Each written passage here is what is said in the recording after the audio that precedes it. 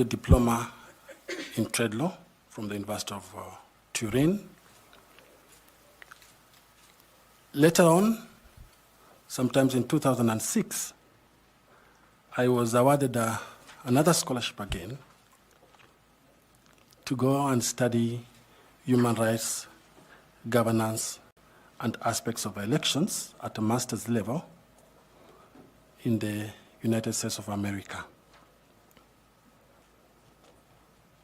In terms of my experience, Chair, and what makes me think I'm qualified for this position, allow me to only focus on the aspects of my CV that is relevant to the position that I've applied for. But I must also mention that I've had an advantage or a privilege of being a lecturer, and I taught at the Catholic University of Eastern Africa, and I also taught at the Kenya School of Law. So let me focus now, Chair, on the relevant experience. I first got exposed to election in 1997. As a very young student then, I was just about to complete my university, and the late chairman of the ECK, the defunct ECK, the late Honorable Justice Zacchaeus Chesoni,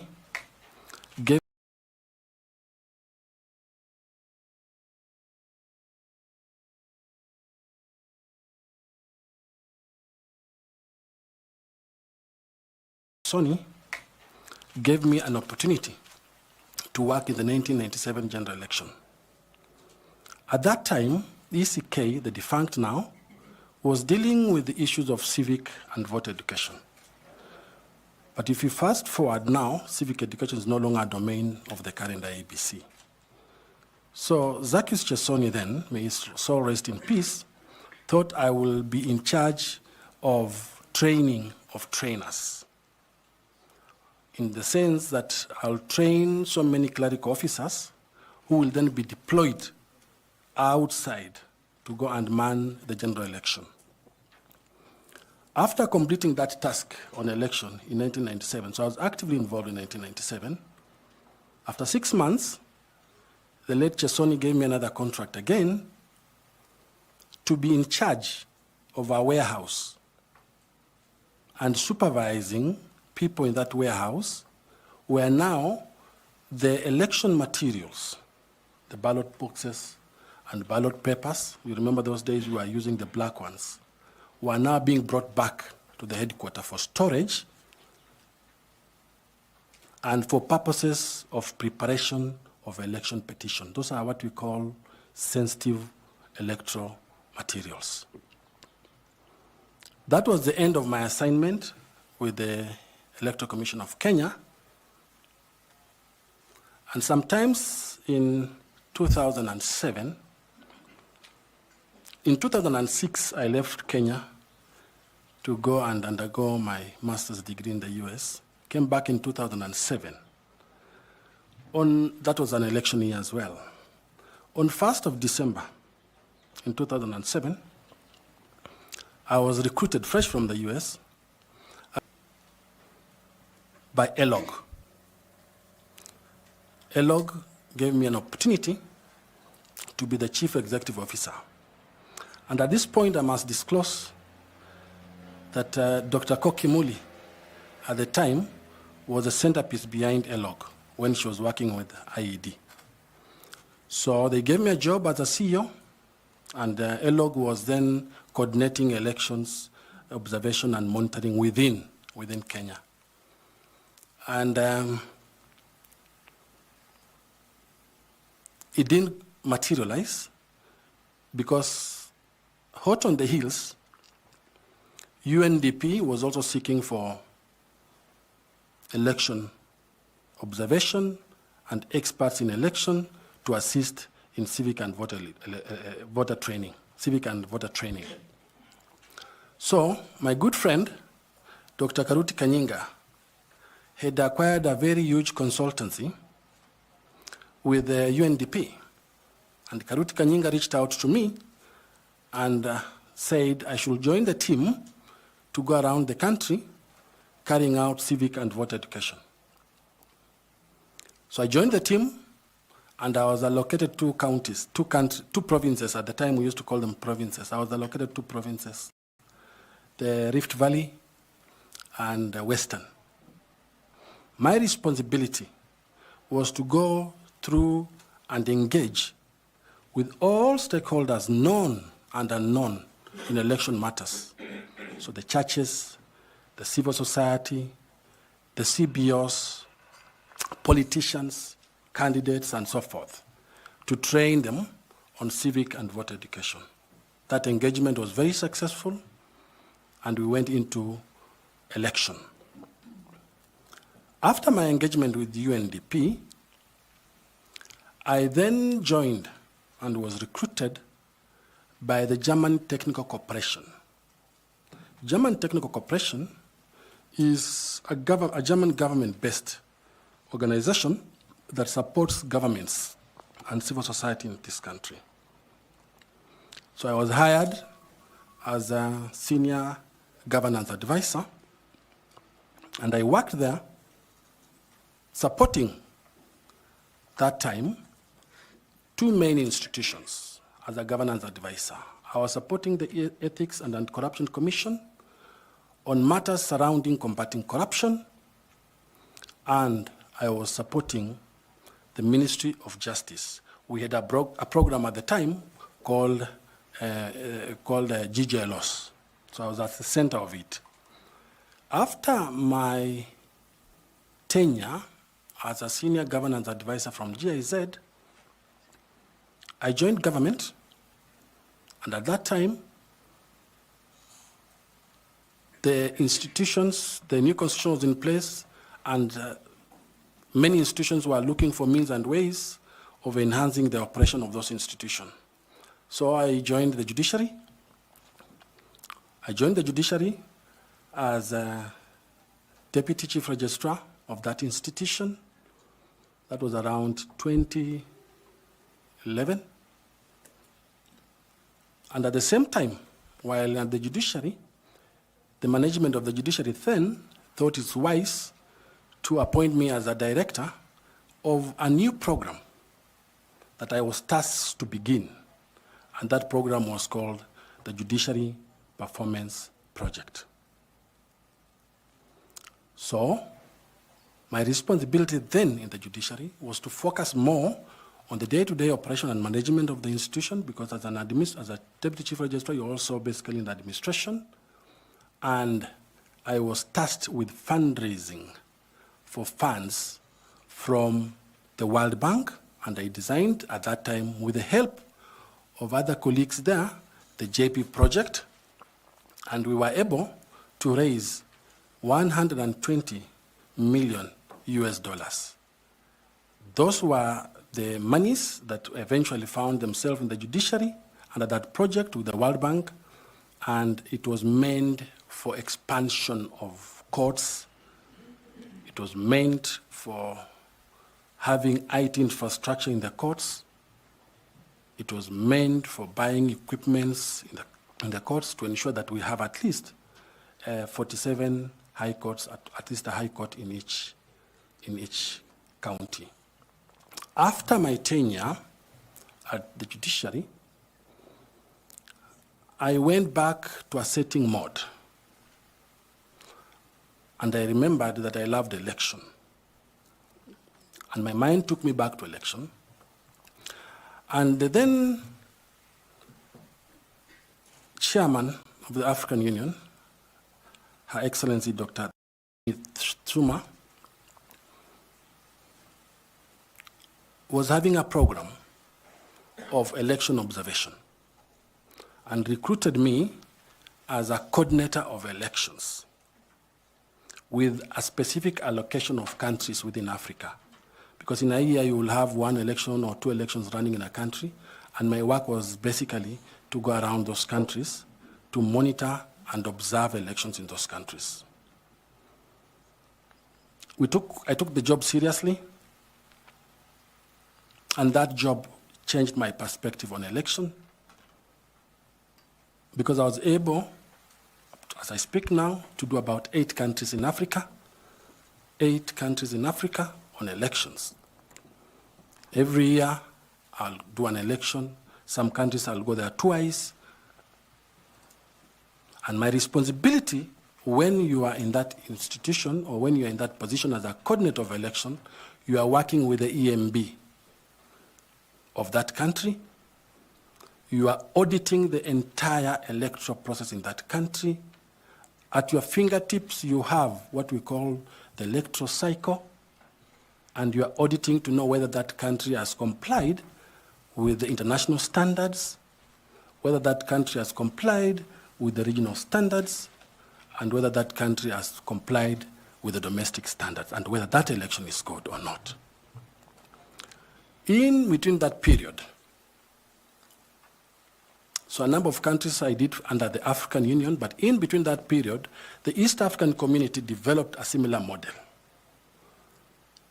And then in 2016, I was privileged to be then hired as a coordinator, again, in charge of long-term observers, short-term observers, staying in that country for almost 2 or 3 months, and that's normally the model that operates. And I was hired by the East African community to manage the general election of the Republic of Uganda in the 2016 general election in Uganda. That's under the East African community, and I can see the flag of EAC there. In 2021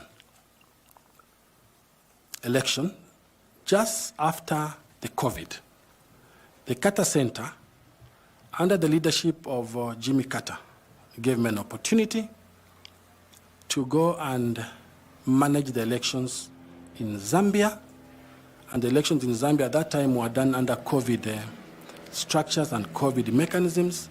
So I was in Zambia for about 4 months, managing the election in Zambia on behalf of the Carter Center. As I said, I've been privileged to do 8 elections. Did you say managing or observing? As a coordinator of election, you are basically managing that election on behalf of the person who has taken you there, but at the same time you are observing. So you are working very, very closely with the EMB and reporting regularly on the challenges, hiccups, and that you are checking there. So you are basically hosted by the EMB of that country.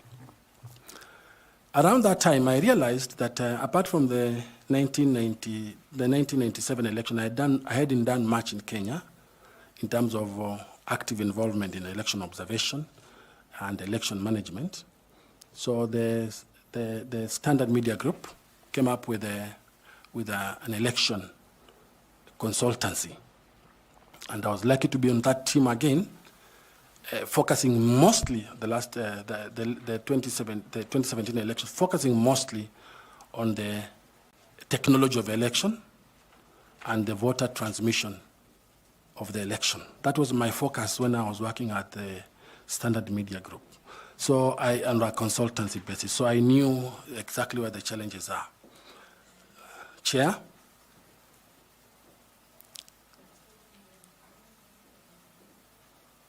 I have experience at my fingertips when it comes to auditing an entire electoral process. I know what happens on voter registration. Like right now, I know where we're going to have a challenge on voter registration. I know the basics of solving that problem. I remember that our former head of state, who was my head of mission in the Zambia election, now is the president of Ghana. That time he was in the opposition. He told me, make it simple. Election is not complex. Make it simple. If you remember the decision of the Supreme Court on the nullification, if you remember, Justice Mwilo was asking I think it's fair enough for your introduction. you speak to those other things around elections as we go by. Most obliged. Yeah, allow me to ask the Vice Chair to also ask you her question. Thank you, Chairman. Now, Mr. Kakai, I've heard you mention that you have done a lot of electoral observation within Africa. That's right? That's right. Out of your experience, and of course your experience emanating from your entire career, what are the competencies that you have picked, skills and disciplines that are outside the legal profession that you can use to steer the IEBC to the next level as a chairman?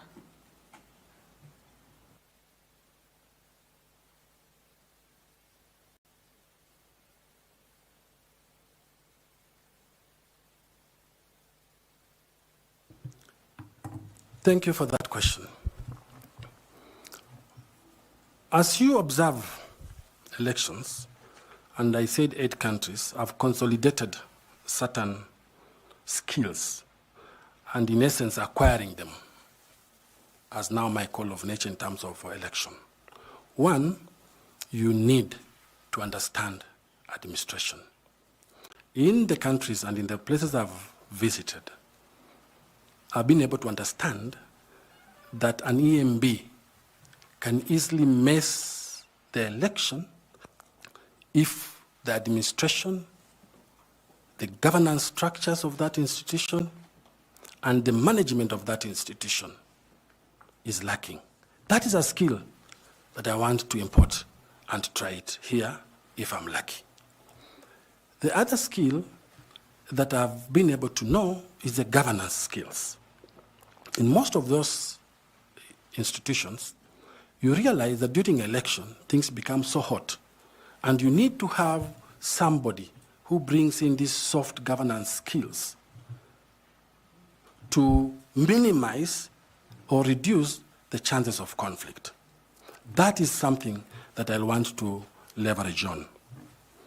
Another skill that I want to bring is that I have a background of human rights. And in elections, I want to see what is the human right component that we can bring in this institution. Why do we see some members of the IEBC losing their lives, dying, and there's no scheme to compensate them? These skills are what I want to bring, innovate them from other countries. I've seen them working. I want to see how this can work. And these are the skills that I want to bring over and above my legal training. Finally, I want to bring a skill of reform.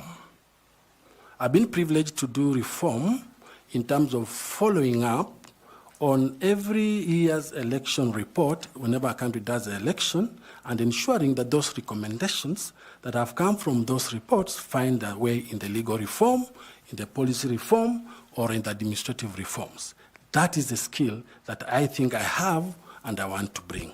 Finally, Chair, those are hard skills, but they're also soft skills. You cannot manage an EMB if you don't have soft skills of how to manage it, if you don't know how to have synergy in an organization, if you don't know how to be a team player, if you don't know how to manage conflict, even the slightest of the conflict, you must have those soft skills, and I possess them. Thank you.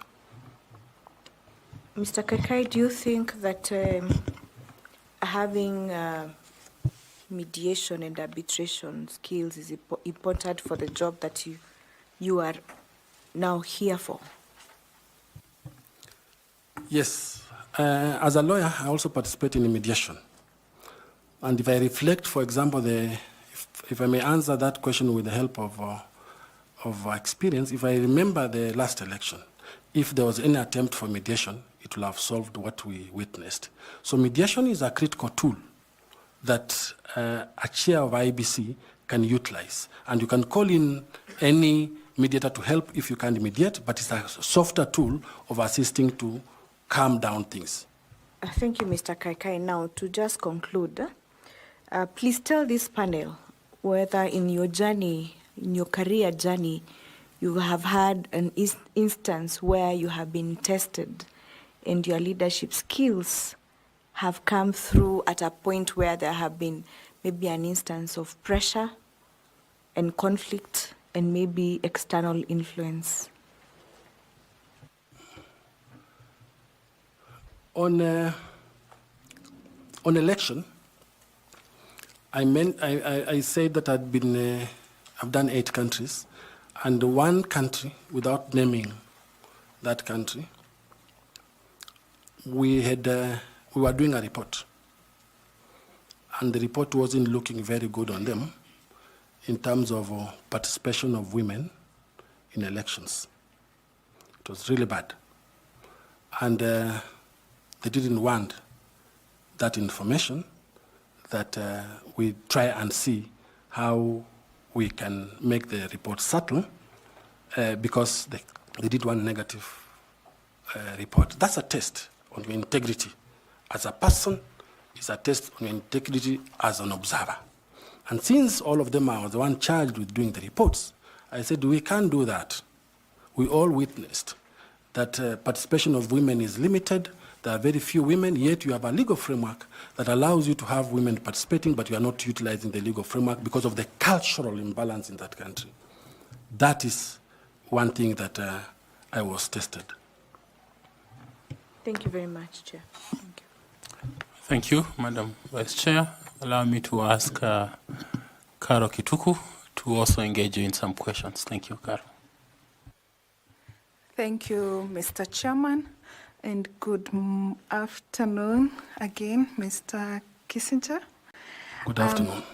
I would like us to have a conversation around the area for political parties and parties primaries. This is because, as you may know, political parties, if you're successful to become the chairperson of the IEBC, will be your biggest stakeholder. So there is this contention and there is this problem that has always been experienced each electoral cycle on party primaries, that there are challenges that come up with nomination processes, pre-elections, and I would like you to explain to us what you think is the problem and the gap that exists in that area, and how do you intend to address that gap should you become successful? Thank you for that question. Every political party in this country has a constitution. Every political party. These political parties are registered by the Office of the Registrar of Political Parties. The law has allowed the PPLC, the Political Parties Liaison Committees, to take a very critical role in managing of political parties. Now, the conflict of and primaries are basically an election in the electoral cycle. And then IEBC has a very big role in dealing with the political parties. Now, the interplay between IEBC, the Office of the Registrar of Political Parties, and the Political Liaison Committee take a very central role in terms of managing and coalescing around political parties. Now, the biggest problem with the political parties comes with, one, the respective constitutions. And what do they say in the constitutions when it comes to coming up with the party lists for their candidates who are going to participate in that election? That is normally the biggest problem. The biggest problem being they do not rely and try to ensure that probably the gender rule is observed in those primaries, number one. Number two, the issue of PWDs is not observed in that list, and the issue of women and minorities are not observed on those issues. So that is where normally the problem and the anarchy and the confusion appears whenever political parties are doing their primaries. So to navigate around that issue, and of course the issue of funds in terms of allowing women to participate, to contest an election, and it's a very confusing thing. So to manage that conflict within the political parties there has to be a very strong stakeholder engagement of the political parties themselves to relook at their constitution and their rules in terms of nomination. The other thing to do is to tap on the skills of PPLC, which is by law one of the conveners in terms of bringing together political parties and as well as the IEBC. Number 3, IEBC to have very strict rules on when to accept this list or not to accept this list. I know that one of the contention is the female, the male, and the minorities and the PWDs, although we do not have a proper framework to ensure that political parties comply with the party lists to be gender sensitive, you still have to think of other means and ways of coming up with a representative list. Thank you for that. So what in your view is specifically the mandate of the IBC to ensure that the political parties operate within the legal framework during the nomination process? The IBC, by law, is required to liaise, coordinate, and operate together with the Register of Political Parties, because the Register of Political Parties is the one that's appointing them. But at the same time, the IEBC at the same time is supposed to be, they have very strict guidelines on how those political parties are supposed to behave, how they're supposed to deal with. You look at the Political Parties Act, if they're supposed to comply with those regulations and the rules under the Political Parties Act to ensure that they comply with the law. Does the IBC have any obligation to supervise the political parties' nominations? Yes, it has. Tell us more about that. It takes me back to the question that I was saying, the interplay between the political parties, the political parties liaison committee, the IEBC, and the Office of the Register of Political Parties. So the IEBC will comes up with rules to ensure that the political parties comply with those rules in terms of nomination, the rules for nomination. And if you fail to comply with those rules of nomination, then there are consequences to that. Okay, so again, another area related to that is on the campaigning financing. There is no law currently in Kenya that guides the financing of campaigns.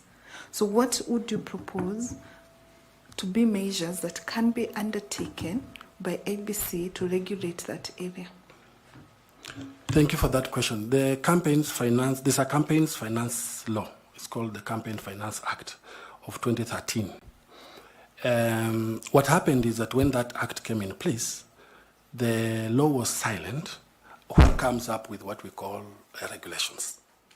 So we have the act in place and a detailed law, but we do not have regulations that support that act.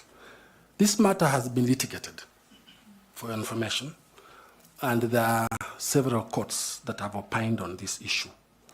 And the courts have said that you do not need Parliament to enact regulations. So the solution, and it will always be a problem in Kenya, we are going in the election in the next 2 years, it will be a problem. The solution to this, if you remember what I said, simplicity, is to allow IEBC to do its work, and IEBC to come up with regulations on finance campaign, which will supplement the Finance Campaign Act of 2013. Who should allow? Is to allow. Who, the law. Who should allow? Chair, the law allows IEBC to come up with finance regulations. So IEBC has to do its work. It's only through that that you will have an election that is contested fairly, because finances is an important thing in elections. Thank you. So if you have looked at the 2022 post-election review report, it has identified some of the significant challenges that exist in the conduct of party primaries in regard to transparency and fairness. Now, should you be successful and you become the chairperson of the IBC, what specific measures would you propose that would be put in place by the IBC to enhance the integrity and credibility of the nomination process for parties? I think, thank you for that question. Then the simple answer comes to one, serious stakeholder engagement of those political parties, IEBC, PPLC, ORP. First thing. Number two is to look at the nomination rules that exist and identify various gaps that are there to enhance electoral process. And when you are looking at these nomination rules, you must ask yourself whether those nomination rules speak to the spirit of the Constitution. What is required in the Constitution for nomination, what is expected of the Constitution in terms of nomination, the outlook, and whether those rules speak to the Constitution and the spirit of the law. Those are the tangible things that I will have to deal with. Maybe your views, we use technology in voting. What would you propose? Like, what do you think should happen? Can we promote the use of technology in party nominations? Thank you.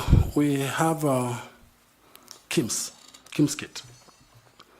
And this KIMS kit starts all the way from registration, voting, all through to candidates, and then the transmission of results. So it's a comprehensive system. Now, the use of technology is something that we must continue aspiring to do. And we need to come up with a new platform or a new portal, a new system to ensure that even the technology is used during the party primaries. Because even we are looking, and I'm a student who says that even we need to be moving to have technology doing the AI technology. Well, voters, how do you reach out to these voters and you don't have money for voter education because countries never fund for voter education? Can we harness that to use AI? We've seen AI doing very well in India and doing very well in the US. So technology, there will never be a deficiency of using technology in an electoral process. And technology answers that question of how simple is that election. All right, thank you. And lastly from me, what should you become successful, what would be your vision for the use of ICT and basically modernizing the electoral system in Kenya for the next 10 years, 5 years? You can take us gradually, 5 years, 10 years. What is your vision? What do you think the ICT should look like? We must start by priding ourselves as Kenyans for having an ICT platform in an electoral process. So where we are okay. What we need to do, and my vision will be, what are these other IT platforms or IT-related ideas that we can add to the election to make it more transparent, to make it easy, and to make it accessible to everybody. For example,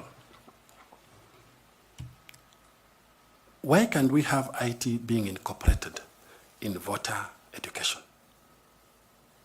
Why can't IBC come up with IT in voter education? We focused more on result transmission. And most of the energies for Kenyans were focused on results transmission, and particularly the presidential. But we left a lot of IT space. So we can have that. Technology doesn't just mean the computer. It also means social media, any other facilities that are using technology, Twitter, X, Facebook.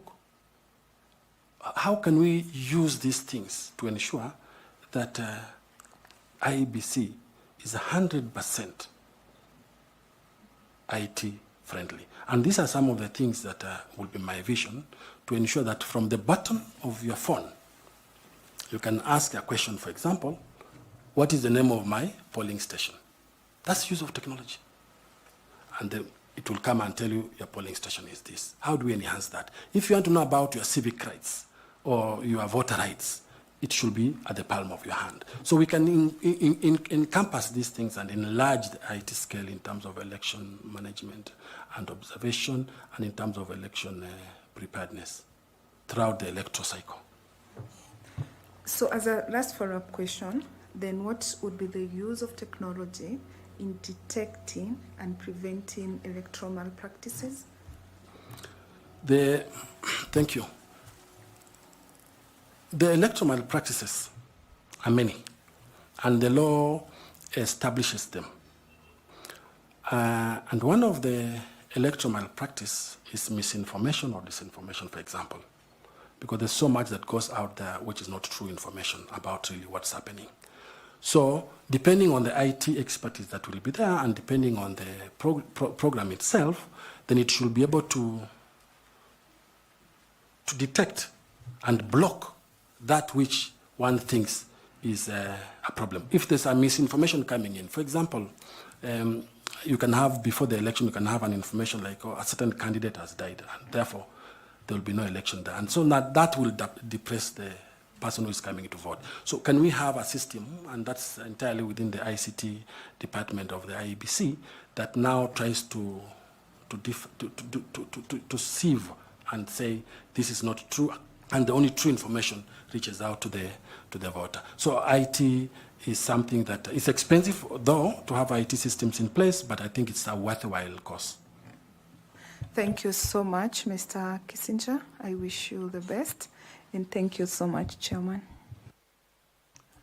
Thank you. Allow me to ask Dr. Koki Muli to also engage you with some questions. Thank you very much, Chairperson. And good afternoon, Kakai. And it's truly nice to see you. I actually had forgotten that we had offered you a job. But I'm really happy, as we kept on saying then, and we keep on saying here now, it's actually about the country. And any contribution that we make towards democratization process is contribution towards value addition to the process.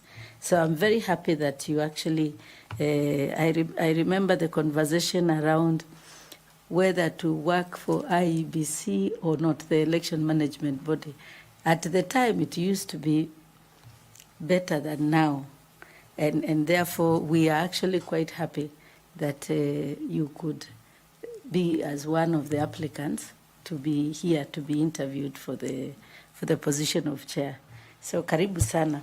I wanted to put you at rest and also to tell you that you have mentioned that you managed 8 elections, e.g. in Uganda, in Zambia. I wanted to know exactly what you did with the EMBs to manage the processes, and also for how long was this assignment? Thank you. Thank you, Dr. Koki, for that question. One of the main responsibility of a coordinator of elections, whether you are hired by the African Union, by the East African Community, or the Carter Center, or any other observer group missions, your work is to pitch camp at the EMB. Your work is to carry the electoral cycle with you and tell that EMB, this is the electoral cycle that you are supposed to respect, that you are supposed to adhere to, with the view of having a credible election. You camp there. You then start evaluating as a role each step of that electoral cycle. Did that EMB, election management body, miss anything on voter registration? Did it miss anything on candidate registration? Did it miss anything on campaign finance and campaign issues? Did it miss anything on voter education? If it did, you then identify those issues that were missed, and those issues form your recommendation. As I said, my responsibility was to come up with a mission report, and therefore it forms your recommendation to help that EMB manage future elections in a better and transparent manner. You also, as a responsibility, give them guidance, advice of where you think they ought to improve. You check them. We call it checkmate. You check them. You also warn them that don't go that direction, go this direction, because the law allows you to do that. Finally, it was my responsibility to read the entire constitution of each of those countries you are in at the given time, and to read the entire legal framework in those countries, and then advise them based on the legal framework. So that was basically the responsibility. Thank you very much, Kakai. You are also, you mentioned to us that you are also bringing in some skills in reforms. We are very concerned, of course, about the perennial problems we have, the challenges we experience every election year.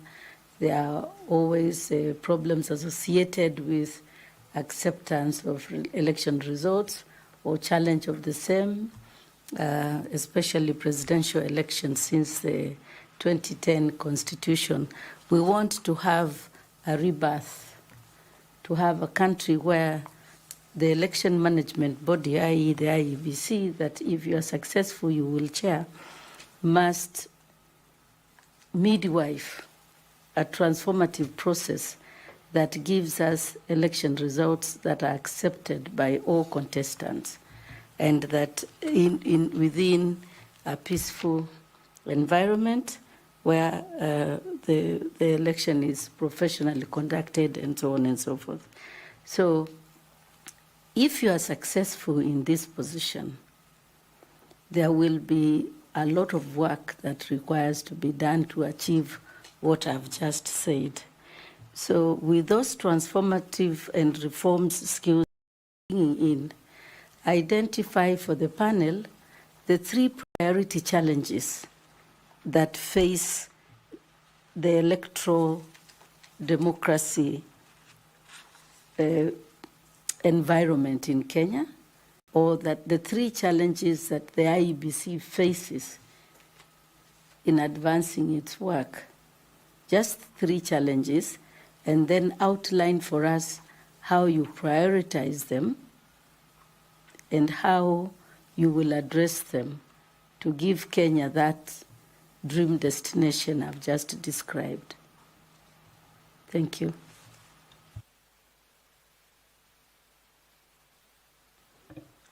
Thank you, Dr. Koki. One of the biggest challenges from where I sit will be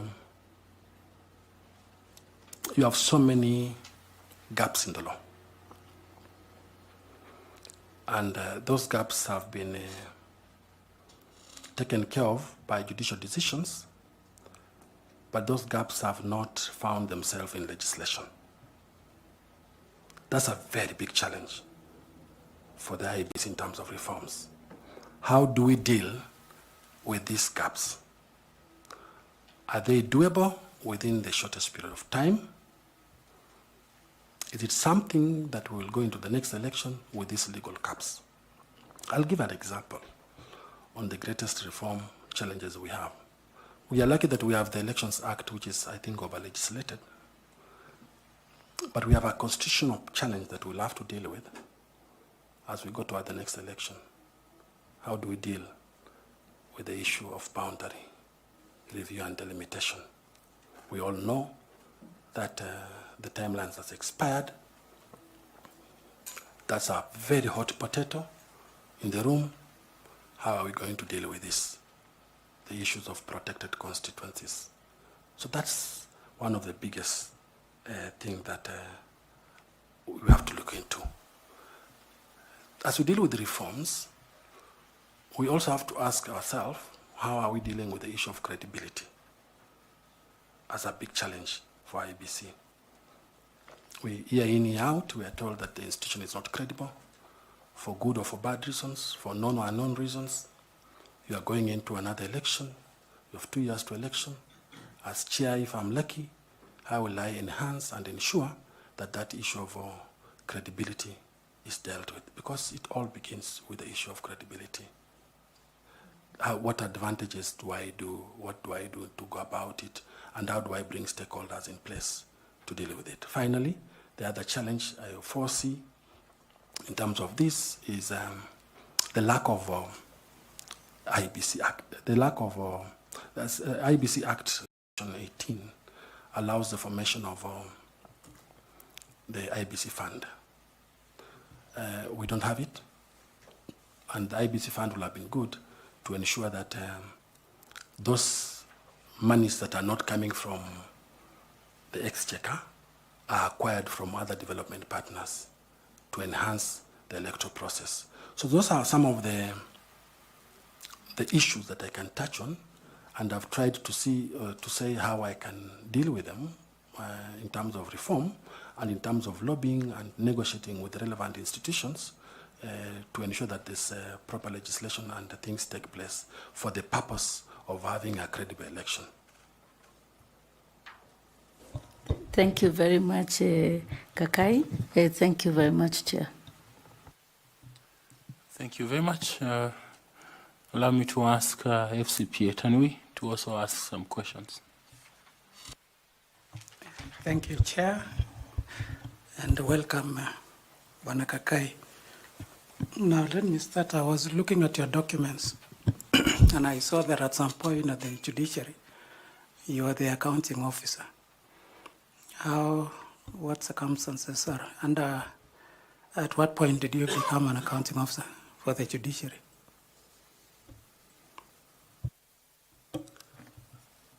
My substantive position at the judiciary was a deputy chief registrar. But at some point, or at some time, the then chief registrar exited. And as they were seeking for a replacement, any institution in this country will always have a temporary person as an acting accounting officer. And therefore you are limited.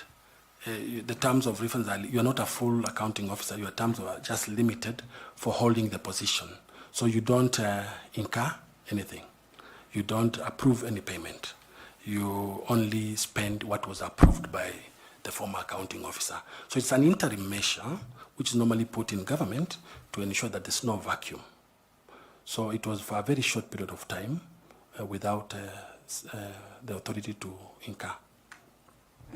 Now, with that experience of being an accounting officer, you will note that other than Teacher Service Commission, the other constitutional commission that has the highest allocation of funding is actually IEBC. So what would be your role as a chairperson of IEBC with regard to management of financial resources of the electoral management body? Thank you. If I happen to be the chair, I hope I will, of IEBC, my responsibility is not that of an accounting officer, because IEBC, being an independent institution, has a CEO.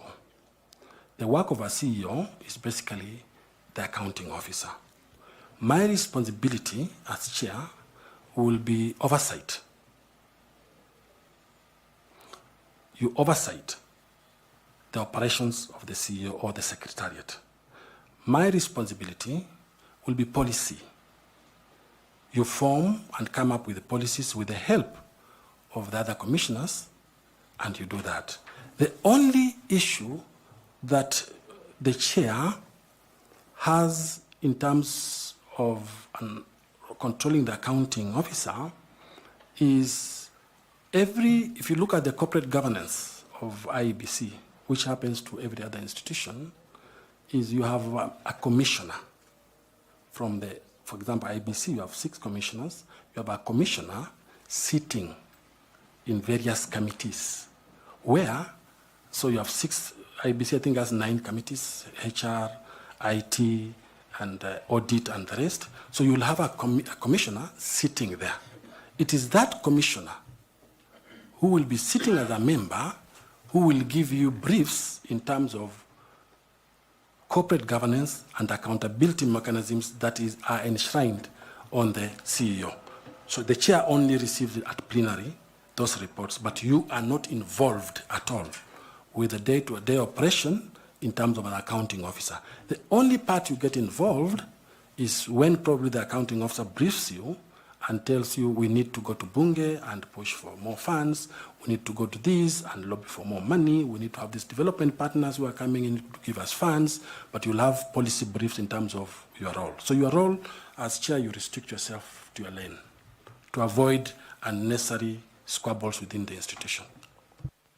Now, following it up or down, because you've said as a chair there will be a commissioner responsible for finances and reporting. Sitting as a committee in that committee. Sitting in the committee, and I would assume this should be like the finance committee. And I think there are 7 committees at IEBC. Correct. So there will be a commissioner. So what will be the role of this commissioner in this specific committee? And I want to follow that with the the last petition of 2022 elections. And there was one of the senior counsels who made a statement that it is not the work of commissioners of IEBC, whether in majority or minority, to procure services. So what would be the role of that commissioner in any of the committees that will be set up? One of the good practices of governance and corporate management, even if you look at Mwongozo, for example, is you cannot leave the CEO, who is the accounting officer, to run the show alone without oversight. Remember, one of the responsibilities of the commission is to oversight. The only way you oversight, in my view, will be sitting in those committees. You need to know, for example, if they're procuring ballot papers. Was the law followed? Was the best bid awarded? Are all the procurement regulations followed? Are all the financial regulations followed? Are we in line with everyone? Have we sought for opinion from the Attorney General or whatever it is? You need to be there. Now, your role there is therefore only oversight and knowing what's going on. Remember, the spokesperson of the IEBC is the chair. So if the chair is not represented at committee level by his commissioners, how will he then be a spokesperson to speak about what? So that commissioner in plenary will give the report to all the commissioners that I sit in HR. These are the challenges in HR committee. How we are solving in this committee is like this. So we are moving forward. I sit in ICT. We don't have proper documents, or we don't have proper systems for the next election. We want to purchase systems. You are feeding to the chair. So if chair is asked by members of the fourth estate, he will say, I am aware what's happening and I'm oversighting. So you can't ignore it. And that's why we need to have synergy in that institution. The role of the chair, the role of the other commissioners vis-a-vis the CEO, you work together. Now, that is your your proposed way, but the reality on the ground, which is actually confirmed by Public Accounts Committee and even the Auditor General in the various audit reports, is that there have been instances where the commissioners and even the secretariat have had conflict, either in procurement process, and we've had cases, I think they cited even the KIMS kit, the procurement of KIMS kit. So as a reform expert, because you've told us one of the skills that you have are reform related. So how would you address that? Because the reality on the ground is that there have been issues of conflict between commissioners on procurement related matters with the secretariat. Thank you. I will take them through mwongozo as a starting principle. Number two, I don't think it's in the interest of any commissioner to go there and start getting involved in the nitty-gritty details of mismanaging or managing the affairs of the committee. I think, and sometimes it's very difficult to legislate some things. Some things is just common sense, and some things is just, what is this in humanity? You cannot legislate everything. You cannot have policies to everything. One needs to know that my role and responsibility as a commissioner is to know how we are dealing with, for example, ICT system. And the only way you know is to be in that committee and informed. But then when you are there, you need to keep your lane and know that my responsibility ends here. You are there for the good of the country. Because unless you oversight, suppose the CEO missteps,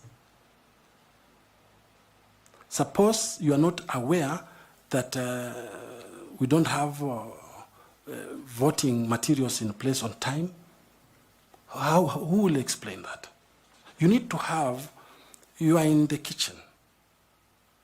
You are not cooking, but you are aware that elections is going on and you want to understand where we are. So the reason why that is there in terms of corporate governance is just synergy, relationship, and communication, which is being enhanced from the secretariat, the day-to-day running of the institution, and coming to the policy oversight and legislation.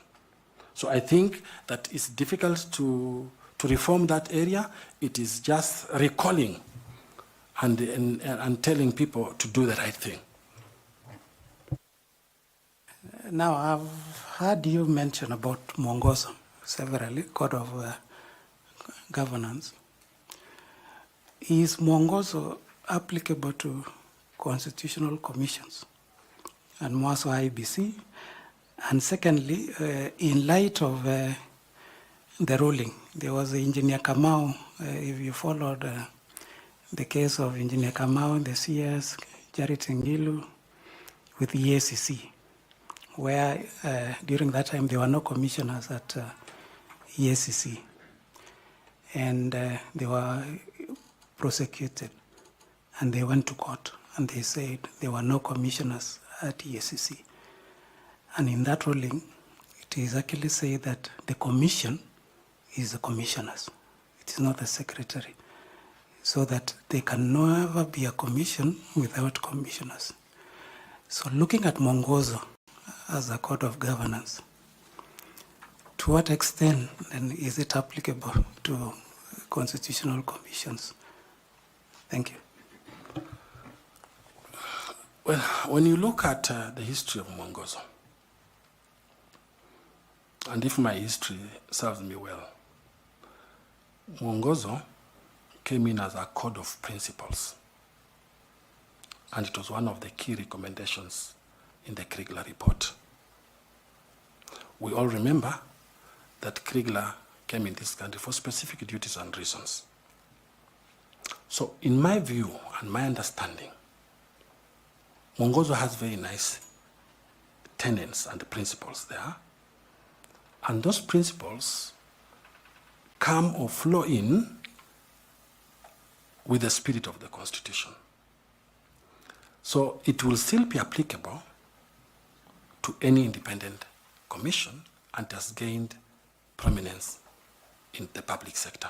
So there's nothing wrong, and the IEBC cannot be limited to the tenets that are enshrined in Mwongozo, because it's all about transparency, accountability, fairness, and just how you manage the board meetings, who signs the minutes. If you have an objection, why should you write an objection? There's a book that you sign into, and so forth. So these are principles that we can't wish away and are applicable to the public sector. Lastly, you did mention about the Campaign Financing Act, and you did mention that the regulations are yet to be, is it enacted or approved by the National Assembly? What did you? The regulations Yes. are supposed to be enacted, drafted, enacted by the IEBC. National Assembly has got no role in the regulations. So I believe you must have done your background study before you came for this interview. So what is the status of those regulations? Have IEBC drafted them? Have they ever been presented before the National Assembly since 2013 when the Act was enacted? I wouldn't know, because that issue was live in court. So this is guesswork. There's a possibility that IEBC was waiting for directions from the court, because this issue has been litigated in court. By the time the court was making an opinion that National Assembly is not involved in regulations, I'm not so sure whether IEBC has now enacted them. But I'll also assume that probably they're in draft form, ready, but they are waiting the commissioners to come in and then officialize them. I tried to look at, in my research, I tried to look at the website, and I noticed that they didn't even have the current strategic plan. So probably it's one of the issues in the current strategic plan if the new commissioners come in. So my guesswork will be, I'm not sure the status. I don't know whether they're ready or not ready, but all I know is that the new commissioners will have to deal with the campaign finance regulation in the shortest time possible before the next election. Thank you. Lastly, related to regulations, I think under the Statutory Instruments Act, the National Assembly normally says that all regulations have to be presented before them for approval before implementation. Yeah. Does that apply for constitutional commissions, and in this case, IEBC, that requirement? Again, when you look at that ruling, and this is where many courts come up with different rulings on this issue, and sometimes Kenyans get a little bit confused. But unless that ruling has been appealed, I'll stick to that ruling. And the ruling was to the effect that IEBC has full mandate to prepare regulations without involvement of the National Assembly. So I will stick there. I'm not so sure whether the lawyers appeal or whether there's an appeal on board or not, but at the same time, I know how important it is, because the National Assembly are politicians and they are stakeholders. So I know how important it is to have stakeholders engagement through those regulations, because there has to be something called public participation.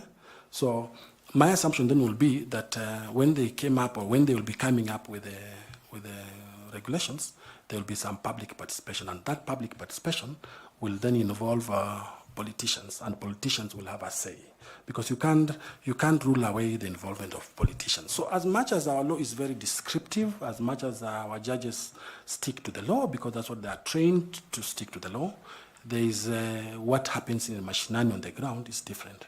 So I think that engagement is critical, and that's why we have the Political Parties Liaison Committee, body under the law, which can navigate around these issues. Thank you, and wish you all the best. Thank you, Chair. Allow me to ask James Misati to take up and ask some questions. Thanks so much, Chair. I also take the cue to also ask you a few questions related to the governance of IEBC, if you are given the opportunity to be the chair. During the elections, the scale and magnitude of the general election, hiring of temporary staff is usually inevitable. From where you sit, or from your experience, what do you think will be the risks of hiring temporary staff during that short period?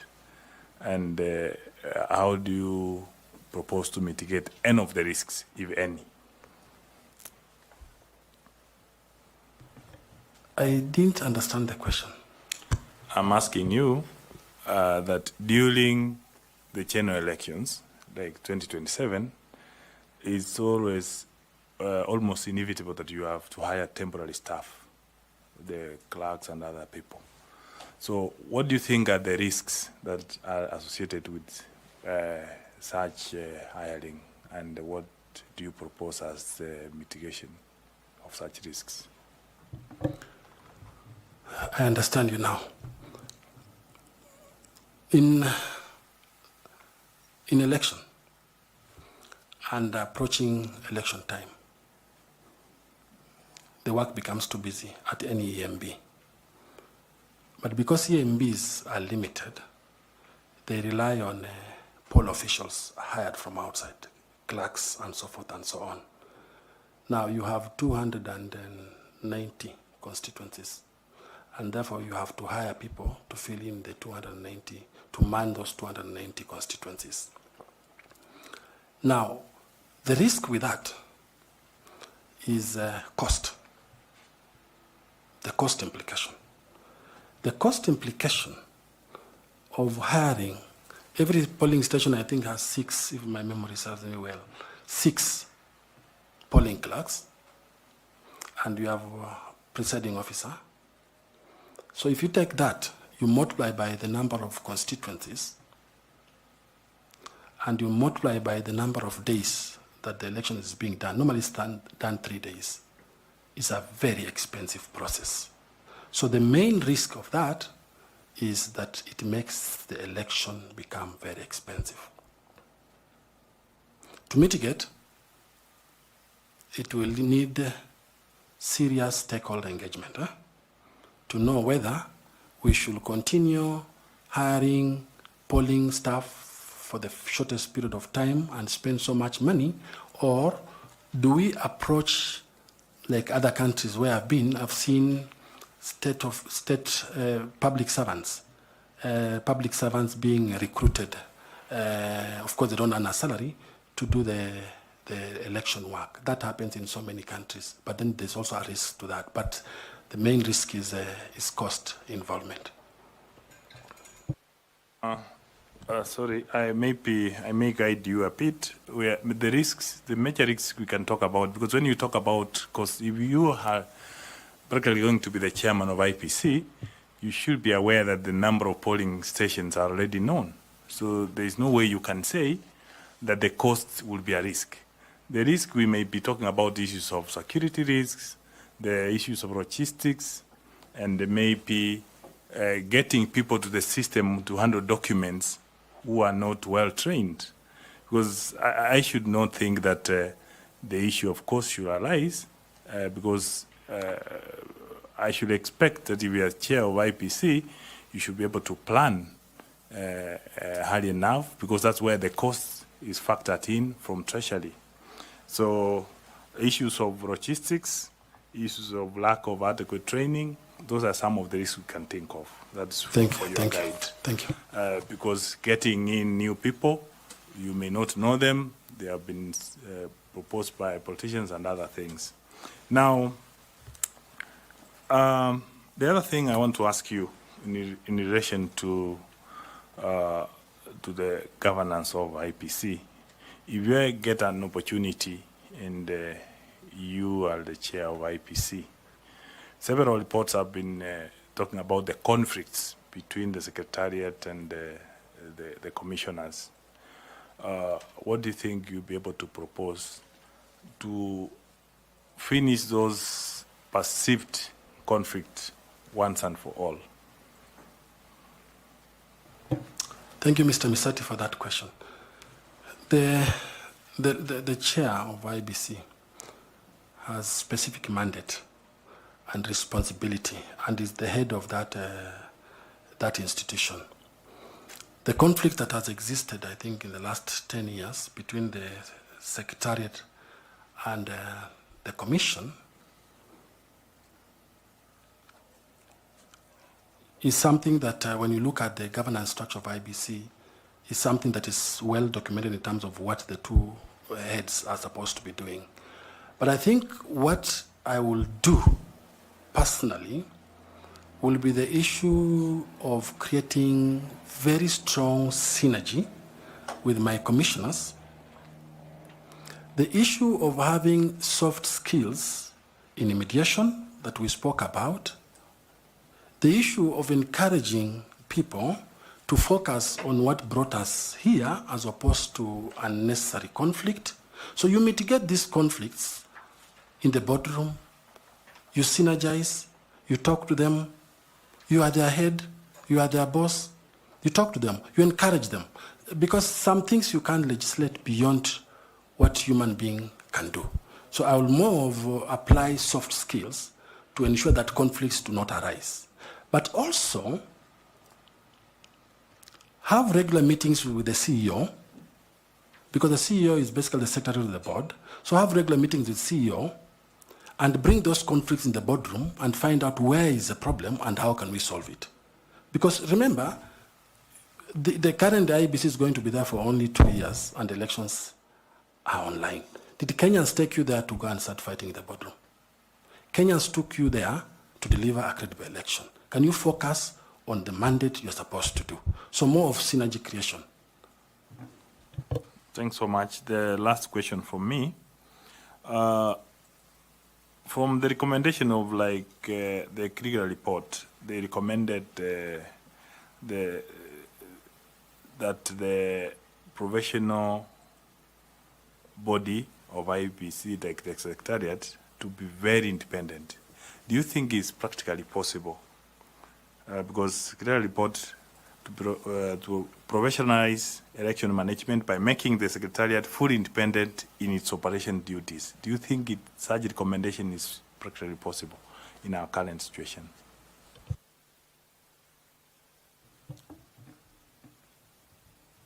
I remember, and Dr. Koki, you can remember this, we used to have a discussion sometimes back when we were disbanding ECK. And the reason why we disbanded ECK is practically what you are saying. Eh? And we said that even the name must change from Electoral Commission of Kenya to independent. And we came to double IEBC, and we were fighting with that issue of independent. Now we have IEBC, we're still fighting with the aspect of the I, the independence. So for me, from the old school thinking, as long as you have the law, and the law prescribes you to be independent, then you are independent. It's the responsibility, therefore, of the chairman. Sorry, you didn't get my question.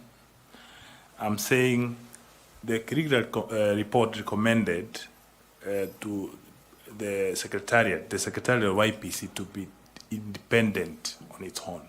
Is it practically possible from where you sit?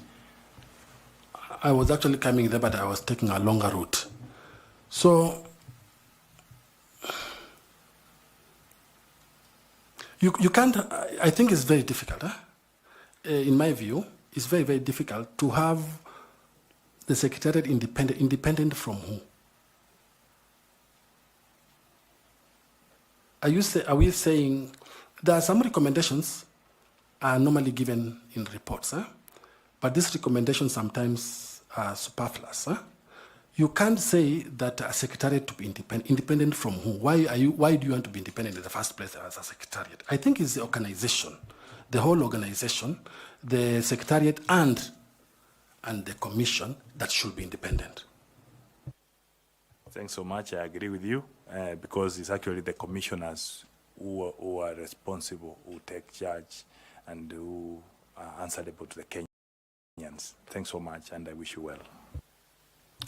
Thank you, Evans. We now move to Fatuma Saman to ask questions, please. Thank you, Chairman. Mr. Kissinger, is it okay to call you that? I was named after Henry Kissinger, the former U.S. Secretary of State. Okay. So I pride myself to be called Kissinger. Okay, good to know. If you look at the recent years, public trust in IEBC has been dwindling. And so if you get an opportunity to become the chair, what are these things you'll do, or rather initiatives that you'll put in place to ensure that the institution wins back public confidence?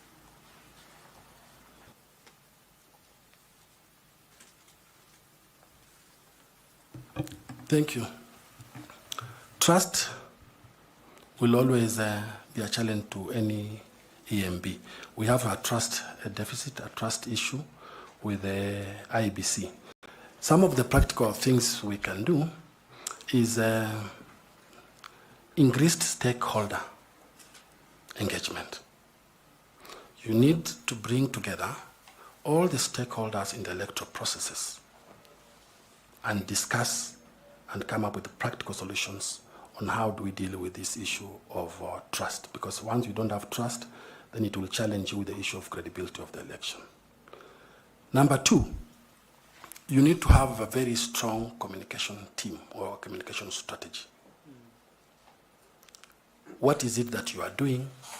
You need to be as transparent as possible. You need to open your doors and your windows to everybody, every voter, every Kenyan to understand what you are doing. You need to communicate. You need to be felt. You need to be everywhere. That's the only way you increase the issue of trust. The electoral processes, again, from beginning of voter registration, you need to be very transparent. If members of the public are saying the voter register is not proper, is not updated, explain to them. Increase their trust. Explain to them why the voter register is not updated. Tell them and give them very practical solutions what you are going to do as an IEBC to have a proper voter register, because a critical document when you are going to the election. Voter education, you need to explain to them. So that trust issue entirely means you need to enhance it through those mechanisms that I've talked about. But more important is communication. You need to be trusted before that voter goes to an electoral process.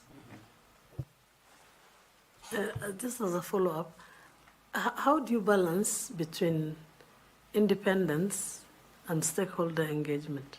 Because there are, of course, stakeholders that if you do not engage wisely, the institution may lose its independence. So how do you balance between that? Unfortunately, when you are working in the realm of elections, you must have a stakeholder engagement, because it's the stakeholder engagement that gives you the trust issue that we are talking about previously. So you must have stakeholder engagement. And luckily for us, we have even legislated the stakeholder engagement. That's why PPLC exists, to bring these parties together. And also, situations arise when all voters want to engage with you. But when you are engaging with the stakeholders, you are limiting yourself only to the process of election. You are limiting yourself only to the transparency of the election. You are limiting to yourself of only the gaps that exist in the process that you want to fix with the help of those stakeholders. For example, if you are going into an election and you don't involve critical stakeholders like women organizations or PWDs or minorities, you will have a problem. But now, how you limit that engagement to independence is that you allow the engagement to take place, but you go back and say, I am independent and I'll only stick to what the law says that I must do, and therefore you will give me, as a stakeholder, you will give me input, but that input, if it will compromise the independence, then I will not do it. Thank you, Chair. Mr. Nicodemus Bore, do you want to engage the candidate? Thank you, Chair. Kissinger, when you are describing your CV and yourself, you said you are a reformer, and would wish to tell this honorable panelists an area in which you have really taken up on reforms, and in case you get the opportunity to serve as a chair of IEBC, what kind of reforms will you bring forth to the Commission?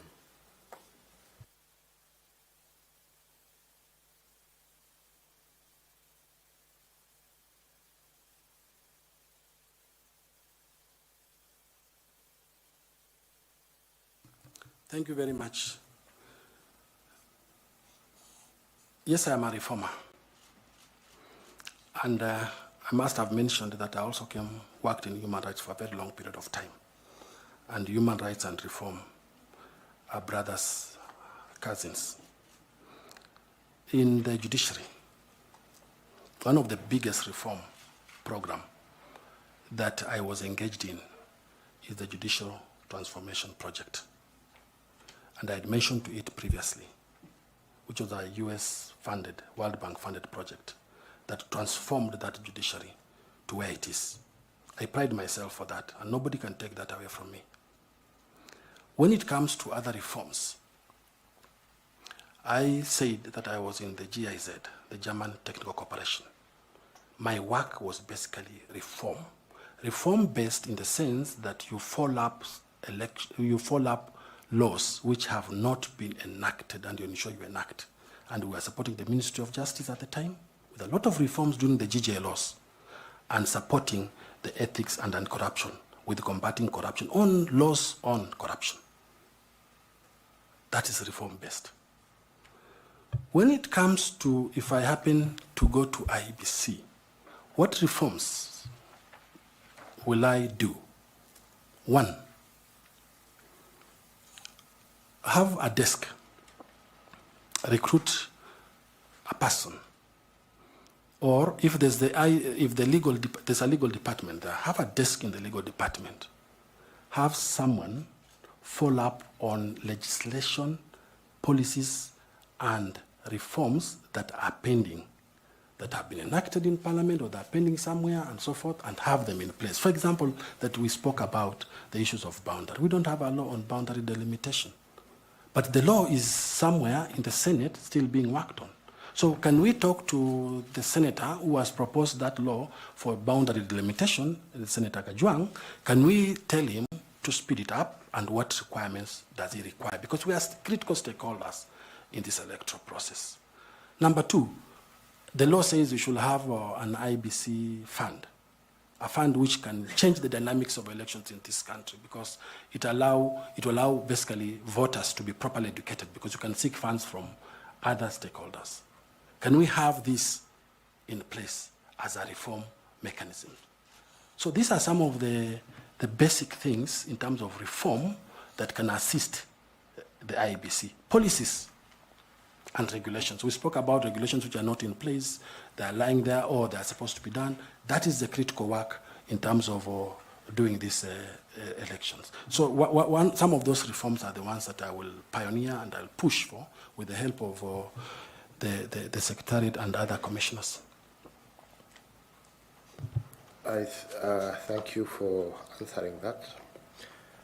You said you worked very closely with EACC on reforms and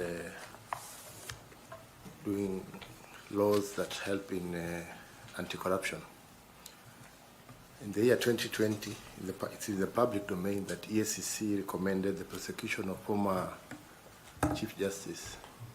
Was it Chief Justice or Chief Registrar? And among the people who EACC recommended for prosecution was also your name. Maybe you give us a little background on what had transpired, and in the same time, this position you are seeking requires confidence in the public. So with that, a little bit of interruption by EACC on your reform agenda, can you please give a little background on what transpired and whether you are cleared or not? Thank you very much for that question. When I was at that institution, and as I said before, we pioneered a program called the Judicial Performance Project Program. And there was a lot going on. And we moved in at a time when the new constitution had actually come into place. And therefore, we are pioneering reforms in the judiciary. Some of the things we were dealing with were issues of computerization of the entire judiciary. The other things we were doing or dealing with in that project was the issue of construction of courts across the country. And we had a target, said we want to have about 47 courts in each county. For now, they have them in each county. That was the project. In the process, and this project had a lot of financial scrutiny. In the process of implementing that project, there was a lot of miscommunication. There was a lot of discommunication, disinformation. People didn't understand what was going on. So when there were issues or investigations touching on one of the courts that had not been constructed, the investigating agencies heard about it and moved into the institution. Fortunately, there was pure miscommunication because that particular court had been constructed in a different site. So when that happened, of course, challenges like that arise, and we learn lessons from that. The correct information was given to them, and eventually that claim was dropped. And I have given the ruling and supplied the ruling, which clearly says that. So that is what happened. So in terms of loss of money, there was no loss of money, and it's in the public domain. In terms of whether that court was constructed, yes, it was constructed, and they know where it is. So that is what happens. But I must say, in public service, you serve, and while you are serving, you don't understand what will hit you. The only thing public service is doing the right thing. Sticking with the law, staying with the law. Rumor can come up in public service to completely finish your career. But in the eventuality, in the long run, rumor twists and turns, but truth stays straight and narrow. In the eventuality, I was vindicated because the court is there. So it wasn't about a palatial home for the Chief Justice. It was about a court. There was that issue of the court that I've explained. There was also the issue that arose about the house. And eventually, the only claim at the time about that, and it's good that I talk about it, the only claim at that time that that house had been purchased without a cabinet memo. For purchase of a house at the time, you needed a cabinet memo from the president. We had just come into that institution with the exit of President Mwai Kibaki. This was the new administration. Government documents, when there's change of government, takes forever to get them. When that memo eventually was established and found where it was, it spoke the truth. What the management was doing was only implementing what the cabinet memo by the former president had said. But because there was change of government, there was no memo to be traced. We had a challenge with that. But eventually, that was also withdrawn. Thank you, Chair. So, Bwana Kakai, were you dismissed from the judiciary or you left at will? When you are serving public service and such kind of allegations come in, definitely you will be told to go. Thank you. Until you are cleared. So, as an advocate, after clearance, did you seek redress? At that time, I decided to forgive because some of those things were done by people I didn't understand. But because I'm a Christian, I forgave. And I moved on and started doing other things, including these election issues. So I forgave them. So in the records in Kenya, is that you have been dismissed for gross misconduct, for violating public procurement law in Kenya? No, that will not be the law. That will not be the thinking, that will not be the understanding. I was not dismissed on those grounds. What were the grounds? You know, when that happened, they said that everybody must go and processes must take place and procurement and the EACC must come in and do the investigations and so forth and so on. So then, ideally, everybody was then let to go. And that's what happened, and I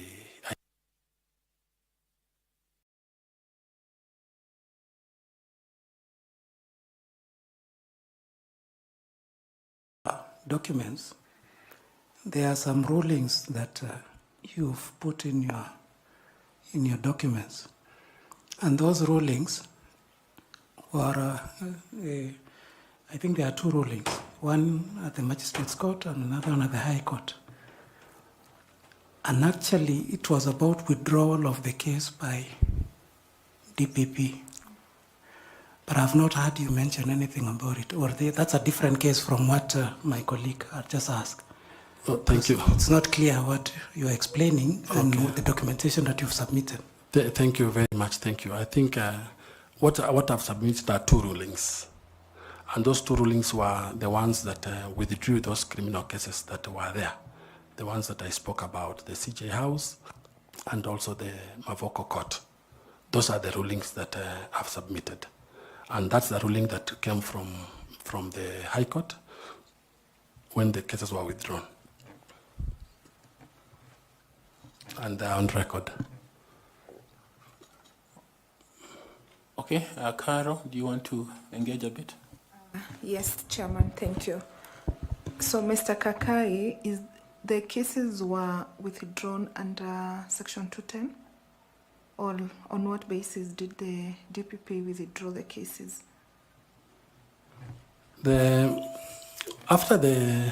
At the time when the cases were withdrawn, there was a lot of investigations that had taken place. And then the DPP moved the court saying that he wants those cases withdrawn.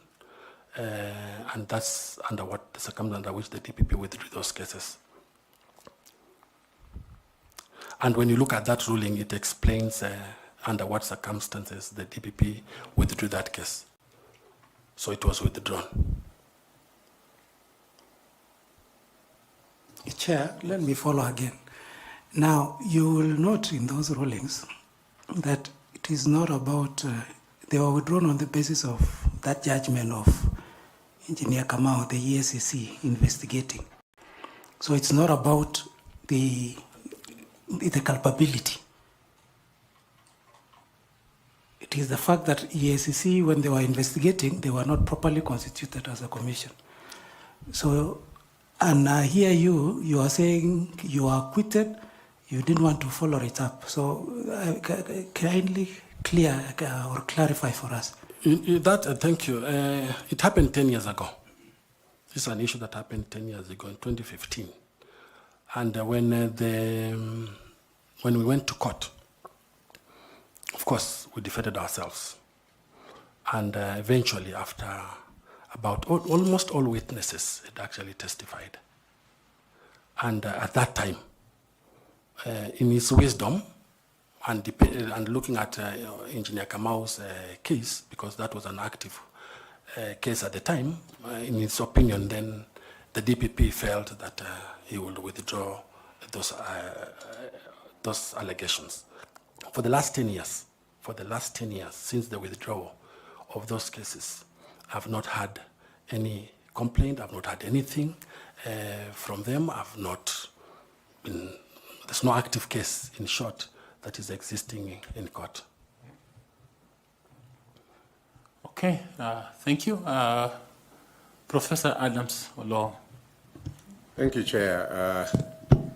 Kakai Kissinger, I've had occasion to work with you in some projects. You can see how members have come up to inquire on these cases against you. And they're doing so because a person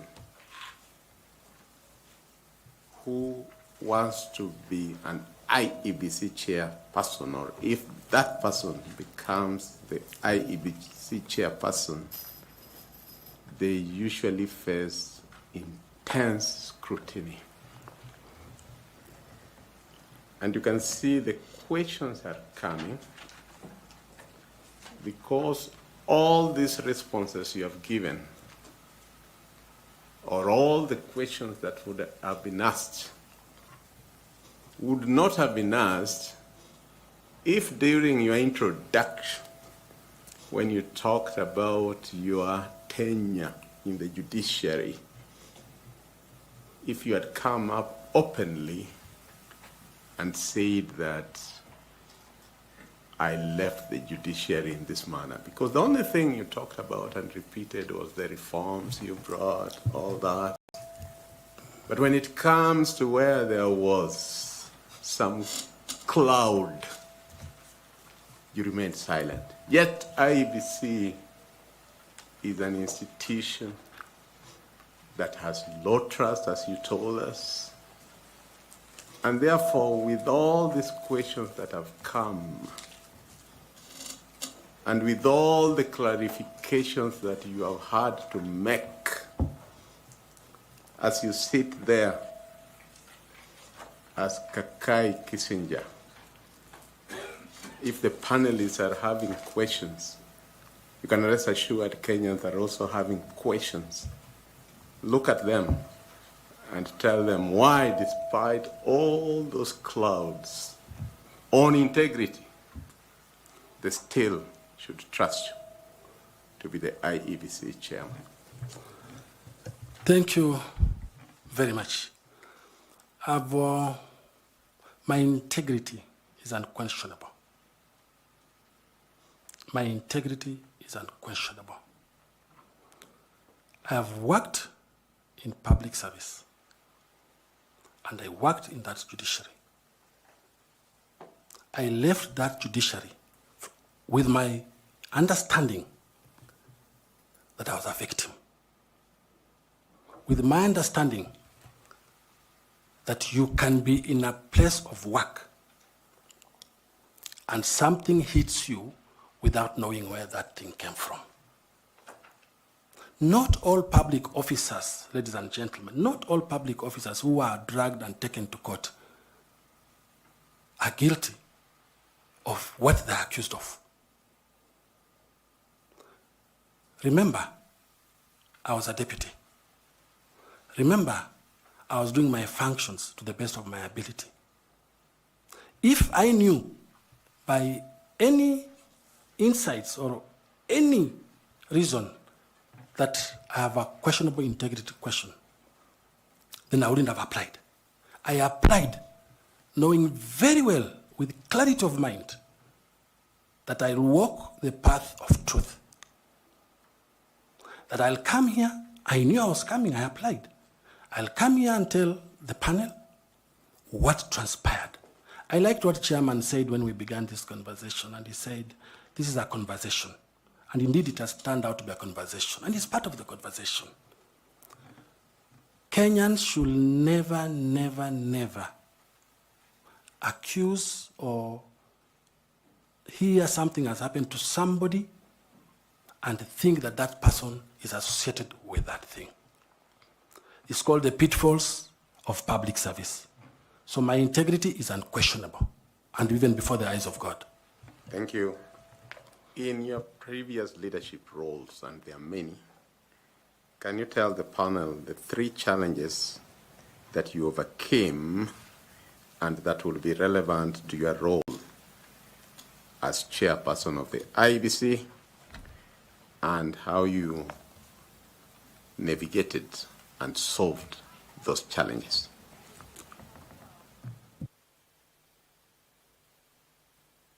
Don't have to be 3. If it is only 1, also you can just tell us 1. One of the biggest challenges that I've ever faced in my career and how I navigated around them was the issue of reforms that I was working on in the governance sector. It was very difficult during the GGL loss to push through any idea of reforms without going through a lot of bottlenecks. So that reform issue was a big challenge. How did I, and yet you want to reform because you want something to help you achieve what you want to achieve for the good of the country. So in GGL laws under the then Minister of Justice, what we did was to enlarge stakeholder consultation on those issues of reform, enlarge the capital, and explain to them the importance of these very salient reforms. So it's through enlargement of stakeholder engagement and communication that we were able to navigate that issue of reforms.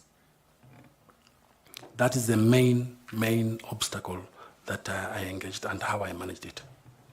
Thank you, Chair. Thank you.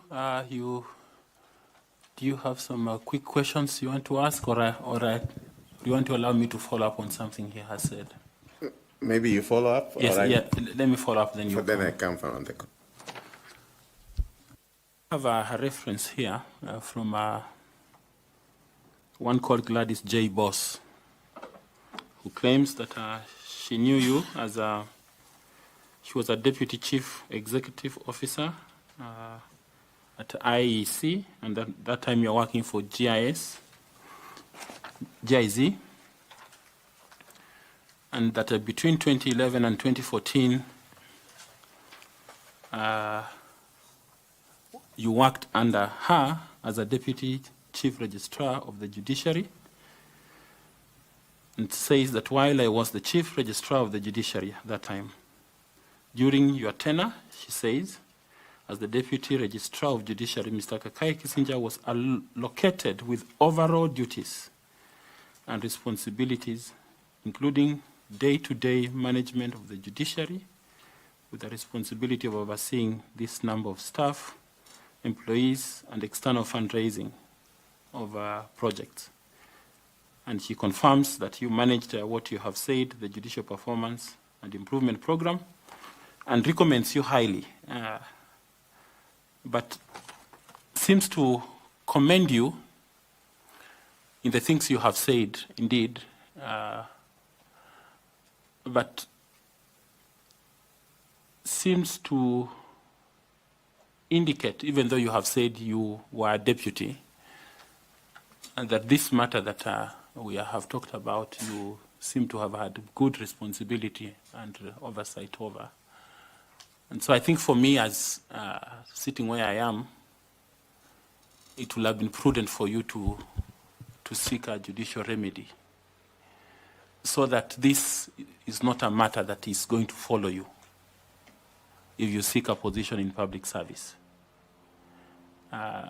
Because the matter remains documented, and it's not a good record for you. And for the position that you are seeking, we are required to be able to do due diligence over such matters. And you being an advocate of the High Court, then you should be able to seek remedy. But Carol has her hand up. I want to hear what she wants to say. Thank you so much, Mr. Chairman. Mr. Kakai, allow me to just follow up on a small issue from the court decision. I've had the chance to look at it, and yes, it's true that the court did allow the DPP to withdraw the case against you and your co-accused in that matter. Now, two things come to my mind. Number one, we have had a candidate who came here yesterday and told us that as a panel, as the selection panel that is recommending persons for appointment as chairperson and members of the IEBC, we should be looking for a candidate that, in his words, is like a Caesar's wife, beyond reproach. It's a very high standard of ethics and integrity, if you look at it in that way. Now, it is a fact that, indeed, at one point in your life, the EACC recommended to the DPP for your prosecution. It is also a fact that the DPP agreed with the findings and recommendations of the EACC and actually charged you in court. Sadly, that process did not come to an end because of perhaps a technical issue with the composition of the EACC. So as I sit here now, I am not able to say whether or not these alleged serious allegations about public finance, public procurement, and abuse of office allegations against you were established and or not. So your name is still being dragged into the mind. So my concern is, since 2017, when the withdrawal happened, I hear you when you say that the EACC, the DPP, has not taken any other action. There has been public outcry out there on the DPP's processes for withdrawal. So I just need to get your comment and clarification on whether or not there could have been political interferences. And I'm saying this very respectful and with very minded of who your co-accused persons were in that matter and the spaces they occupy today. Could there have been any political interferences why, subsequent to the constitution of the EACC, no other charges or any steps were taken? And what do you say about the fact that these allegations continue to follow you 10 years later, as you say? I don't, thank you very much for that question. I do not think, I'm not a politician, I can't speak on behalf of a politician, but I do not think that there was any political interference. As I explained earlier, the issues that arose at that time was pure miscommunication and not understanding what happened, and the EACC moved in. So I wouldn't think that there's any issue that political interference has happened, because this, as I said again, happened 10 years ago. In terms of the approach and in terms of my understanding to the process that took place, and I said and I repeat, we had gone through all the witnesses. And at the time when now EACC DPP was withdrawing, most of the witnesses had taken stand. And they knew clearly where the case was going to go. And they could see, because now the evidence was sufficient enough. I said here, and I repeat again, I am a person of high integrity. And I might have happened to be in a place at the wrong time, but that doesn't question my integrity at all. It is the only thing that, you can be in a right place but at the wrong time, some bad luck, but I have got no question or no doubt about my integrity. Thank you, Mr. Kisija, for that assurance, and thank you, Mr. Chairman. Okay, Tanwi, if you don't have something to follow up, I will let Adams go. Yeah. I think he does have something to do. He has not answered your question, Chair. You ask him, if it were you, you would look for remedy. Yeah. And we didn't hear, what is your comment? I mean, you decide to leave it that way and forgive? I said, and I'll repeat, the turmoil I went through at that time, I will repeat, I'm a Christian, the turmoil I went through at that time what those cases took me through, I turned to God and I forgave them. Okay, Professor Adams. Thank you, Kakai Kissinger. From the presentations you have made, it's very clear that you're somebody who really understands the global electoral experiences. I think more than 8 and counting, where you have done either observation or been an expert. Globally, list the 3 conventional electoral systems that countries apply and tell us which one of those that are applied conventionally globally does Kenya use? I'll mention 2. We have the civil and political rights as a convention. I'm talking of electoral systems. Okay. On the electoral system, we have the first past the post. Winner take it all. That is what we are using in Kenya. We have the mixed proportional representation. That is another legal system that can be used. Okay.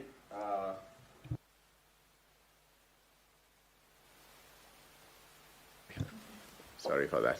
In Kenya, for one to be declared the president, what is the threshold for you to be declared president-elect? One, you definitely contested. Number 2, you got 50% plus 1 of the votes that were cast. Then you also got 25% in terms of about 25% or something in several counties, in 25 counties. Thank you, Chair. Thank you very much, Mr. Kissinger. It's been a great pleasure listening to you, learning, indeed, in the true sense, from your experience and from the great work that you have done globally and on the continent. You have certainly had a mark on these electoral processes in this continent, and we want to thank you for that, and thank you for expressing your interest in this position. We have finished our questions to you, but I don't know whether you have any question that you would like to ask us or any comment. Thank you. I will only have a comment. Thank you for giving me an opportunity to present myself and to showcase my passion for elections and what I'll be able to contribute. I don't take this for granted. I thank you all for that opportunity. Thank you. Thank you very much. You have feel free to carry it and use it. And remember to pick your documents. They are with us somewhere. One of us should be able to give them to you. Okay, they are somewhere there. Thank you and God bless you. Wishing you well. Thank you.